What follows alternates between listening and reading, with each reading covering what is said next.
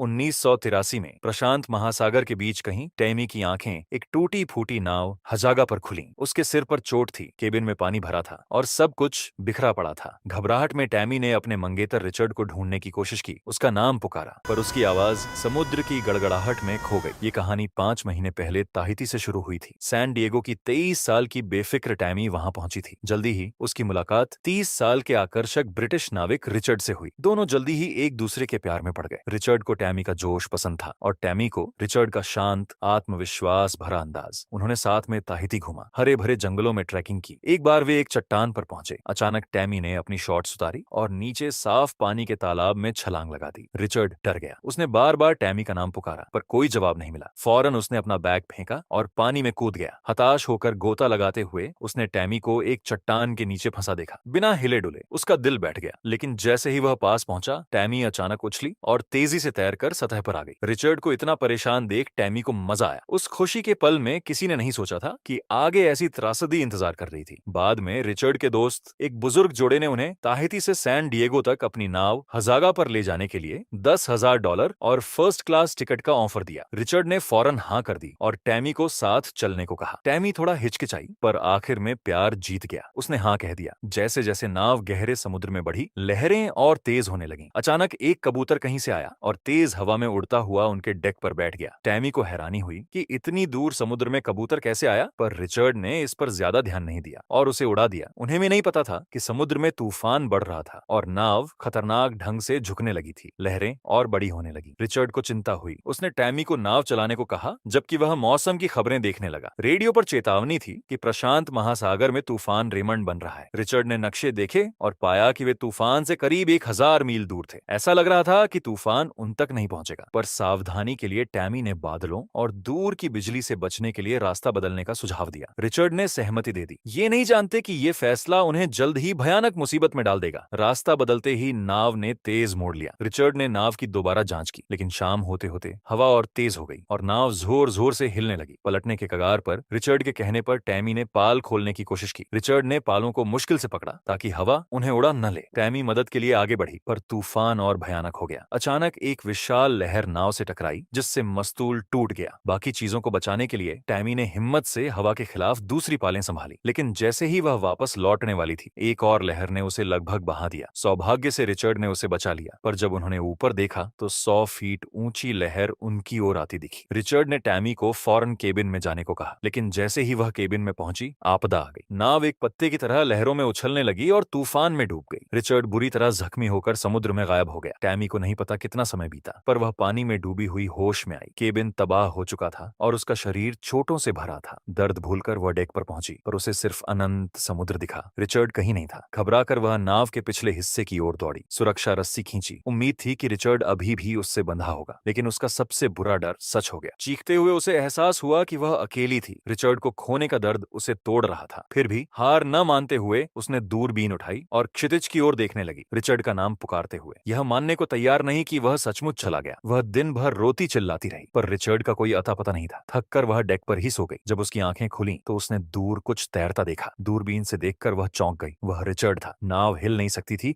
तो टैमी ने रस्सी कमर पर बांधी और समुद्र में कूद गई। लहरों के खिलाफ तैरते हुए वह रिचर्ड तक पहुंची। उसे जिंदा देख टैमी की खुशी का ठिकाना नहीं रहा। उसने रिचर्ड को पकड़ा और नाव की ओर तैरने लगी। रिचर्ड की धड़कन महसूस कर टैमी को नई ताकत मिली। आखिरकार वह उसे नाव पर ले आई। रिचर्ड जिंदा था, पर उसके पैर का गहरा घाव खतरनाक था। टैमी ने उसे लिटाया, घाव को लपेटा और लकड़ी से पैर को स्थिर किया। रिचर्ड ने बिना शिकायत दर्द सहा, जिससे टैमी और दुखी हुई। उसने रिचर्ड को तकिया दिया और उसे आराम देने की कोशिश की। रिचर्ड के साथ होने से टैमी को हिम्मत मिली। उसने मलबे में से नक्शे ढूंढे और घर वापसी का रास्ता तय किया। जल्दी लौटना जरूरी था ताकि रिचर्ड को इलाज मिल सके। उसने पानी की टंकी ठीक की और जब नल से साफ पानी बहा तो उसे राहत मिली। फिर उसने खाना ढूंढा और एक भारी बैग लेकर डेक पर लौटी। रिचर्ड को पानी पिलाने के बाद उसने शरारत से मुस्कुराते हुए उसे आंखें बंद करने को कहा। उसने मूंगफली का मक्खन निकाला और रिचर्ड को खिलाया। रिचर्ड की खुशी देख टैमी भी मुस्कुराई, लेकिन तभी रिचर्ड की हालत बिगड़ गई। उसके घाव में इन्फेक्शन हो गया और उसे तेज बुखार आया। नाव पर कोई दवा नहीं थी। टैमी ने उसके चेहरे पर लोशन लगाया, पर कोई फायदा नहीं हुआ। अगर ऐसा ही चलता तो रिचर्ड नहीं बचता। टैमी उसे फिर से खोने का ख्याल नहीं सह सकती थी। शायद उसकी प्रार्थना सुन ली गई। टैमी की मेहनत से रिचर्ड का बुखार कम हुआ और उसकी हालत सुधरी, लेकिन खाना खत्म होने वाला था। जिंदा रहने के लिए टैमी ने मछली पकड़ने का फैसला किया। उसने समुद्र में छलांग लगाई एक मछली पर निशाना साधा, पर वह चकमा देकर भाग गई। कई कोशिशों के बाद भी वह खाली हाथ लौटी। अंधेरा होने पर उसे एक अजीब आवाज सुनाई दी। उसने देखा एक लग्जरी क्रूज शिप उनकी ओर आ रहा था। टैमी ने फ्लेयर गन से गोली चलाई और मदद के लिए चिल्लाई, लेकिन जहाज नहीं रुका, बल्कि तेजी से चला गया, जिससे उनकी नाव लगभग पलट गई। टैमी ने फिर चिल्लाया, पर जहाज अंधेरे में गायब हो गया। हताशा में टैमी टूट गई। हम यहाँ मर जाएंगे, उसने सोचा। अगली सुबह रिचर्ड को फिर बुखार आया। वह पानी भी नहीं पी पा रहा था और कोमा में चला गया। टैमी उसे कमजोर होते देखती रही, बस प्रार्थना करती रही। 3 दिन बाद भी रिचर्ड नहीं जागा। टैमी ने सारी उम्मीद छोड़ दी, लेकिन तभी रिचर्ड चमत्कारिक ढंग से जागा। उसने टैमी का नाम पुकारा और उसे हिम्मत रखने को कहा, लेकिन टैमी ने धीरे से कहा, रिचर्ड, मैं अब तुम्हें जाने दूंगी, मैं तुम्हें हमेशा प्यार करूंगी। अचानक उसे एहसास हुआ रिचर्ड वहां नहीं था, वह बहुत पहले डूब चुका था। टैमी का सारा अनुभव एक भ्रम था, जो उसके दुख और रिचर्ड की मौत को न मानने की जिद से पैदा हुआ था। यही भ्रम उसे जिंदा रखे हुए था। आखिरकार टैमी ने हकीकत कबूल की। उसने रिचर्ड से वादा किया कि वह जिंदा रहेगी। उसकी बातें याद कर टैमी फिर समुद्र में कूदी। कई कोशिशों बाद उसे एक मछली मिली। स्वाद की परवाह न करते हुए उसने उसे खाया। उसे जिंदा रहना था। 41 दिन तक बहने के बाद पानी की टंकी खाली हो गई। टैमी की ताकत खत्म हो रही थी। एक दिन ध्यान में बैठे हुए उसने फिर एक कबूतर देखा। उसे याद आया कि कबूतर जमीन के पास ही उड़ते हैं। उसने दूरबीन उठाई और हवाई द्वीप देखा। तभी पास से एक जहाज गुजरा। टैमी ने फ्लेयर गन चलाई। इस बार जहाज रुका और उसकी ओर मुड़ा। टैमी ने पूरी ताकत से चिल्लाया और आखिरकार उसे बचा लिया गया। ताहिती लौटने पर हर चीज उसे रिचर्ड की याद दिलाती थी। वे शादी करने वाले थे, पर अब हमेशा के लिए जुदा हो गए थे। ये 1983 की सच्ची कहानी पर बनी फिल्म यहीं खत्म होती है। रिचर्ड, जो सिर्फ 33 साल का था, तूफान रिमंड में मर गया, लेकिन 24 साल की टैमी ने 41 दिन अकेले समुद्र में जिंदा रहकर अद्भुत हिम्मत दिखाई। आज भी टैमी अपने सपनों को जी रही है। Make sure to subscribe and turn on notification so you can watch more video like this.